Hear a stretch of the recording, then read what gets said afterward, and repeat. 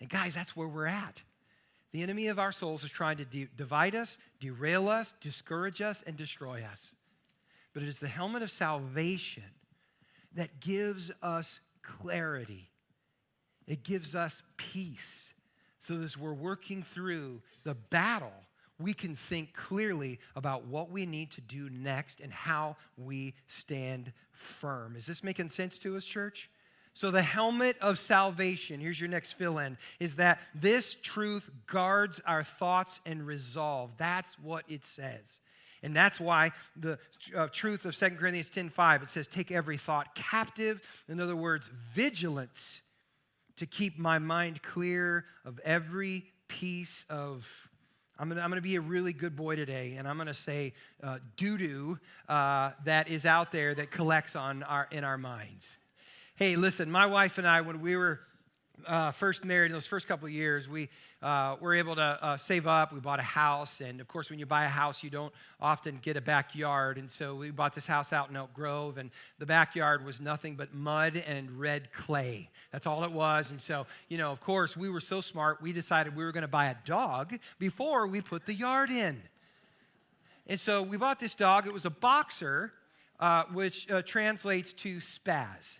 I don't know what language it is, but into the English, it translates to spaz. This dog, I swear to you, it was like we just poured Red Bull and Monster energy drinks into his bowl every morning. And I'm like accusing Becky, why do you keep doing that? He is crazy. He was an outside dog that wanted to be on the inside, but when he was inside, he acted like he was outside. So we put him outside. He was absolutely crazy. We had this dining room, and we actually, call us crazy, like to sit in the dining room and eat.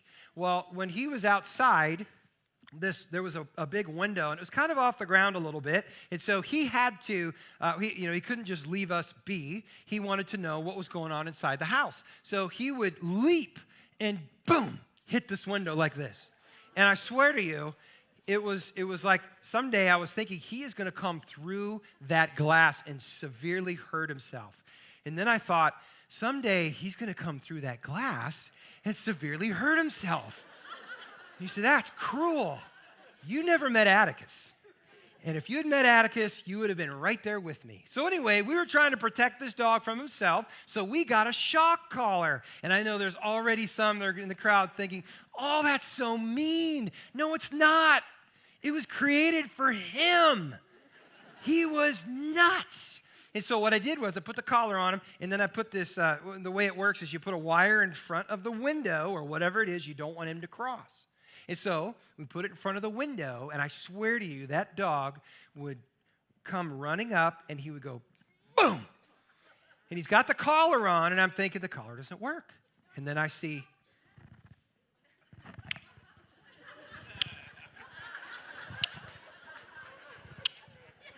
boom. And then he'd jump off the window. He would sit there and torture himself and us as he's staring inside. Not only that, he's got all that red clay all over his paws. So that window, let's just say, was never, ever clean. It was a disastrous mess, and it was all stained on the outside red because of the clay. I kid you not, this dog was such a nuisance that one day my wife came home, and she just wanted to take a nap, right? She was a teacher. She just wanted to take a nap. So she comes home. She's like, I can't let Atticus see me or I'll get no peace. So she opens the garage door. She gets down on her hands and knees, and she's crawling through the hallway because the hallway, you could see the dining room window, but she's thinking, I won't let him see me. And then she's crawling through the hallway and in through the dining room and then into the kitchen and the living room area, just so she could avoid this dog. That's how crazy he was. By the way, it didn't work. He heard the door. This dog was just crazy. Well, sometimes we would have to put him in the garage because we couldn't just leave him in the backyard and let him bark and do whatever he was doing. So we would leave him in the garage during the day.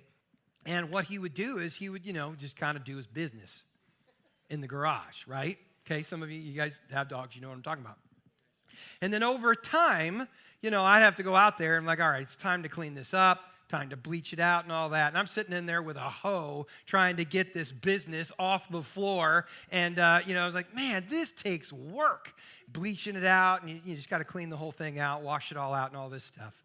And that is the truth. And so as we're working through it, you're just like, oh my gosh, this takes so much work. And you know what? Some of us, we just got all this stuff going on inside of our minds. You can call it poo, do, crap, whatever it is. But it's collecting in your life. It's collecting in my life. And until I go and I do the work with God and I let him come into my life and start working through this and truly bring me forgiveness at Grace and Mercy Beach so that I can walk in freedom from those things. And as Pastor Justin was talking about where he was at, where he could truly give his life over to God and allow him in this empowering spirit to live into the truth that God has made so clear to us. Until we do that work, we're just walking around with this stuff collecting in our life. And God says, listen, you don't need to live like that. My wife and daughter were walking on the bike path recently, and there was a guy with a really big dog, but it wasn't Atticus. Dog did his business in the middle of the path, and, he didn't do the bag thing like everybody else does, which, is disgusting in its own right, but we're not talking about that right now. Humans walking around with dog poo in our hands, it's just weird. But anyway, he didn't clean it up. He just kind of kicked it to the side. When you and I don't clean things up and we just kind of kick things to the side, guess what? Everybody else is having to still deal with what you're just kicking to the side, and you're wondering, what's going on with my family? What's going on with the people I work with? What's going on with these people who are close to me? I don't get it. Well, they just keep running in to all this stuff that's collecting in your life, and you're not dealing with it. You're not working through it. You're just kicking it to the side, and you think it's all good, but it's not. It's collecting, and it's damaging you. And I just want you to know that you can be free of that. And the helmet of salvation, this salvation truth, it's like a helmet that guards the thoughts of our life and gives us that freedom that we can truly walk in. 2 weeks ago, we went down with the whole staff, and we were at a conference, and there was a gentleman who got up, and he talked about how he hit a wall as a pastor, and just there was a lot of hurt over the years of ministry, of just taking damage over the years. Resentments that were starting to collect in him, and why did that person do this, and why did that person do that?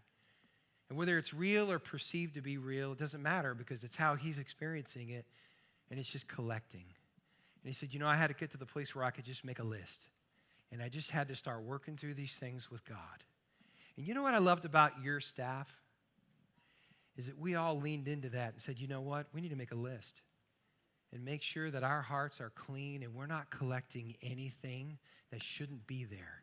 And we're going to let God do that work just in case there's something that's left unresolved in my life. Because I don't want to lead people. I don't want to be a leader in our church and carry around these resentments. We want God to work in them. Yes? And this is where we want to be. In the helmet of salvation, that salvation truth that brings such freedom and clarity to our lives, it's like a helmet that guards the very thoughts that we have.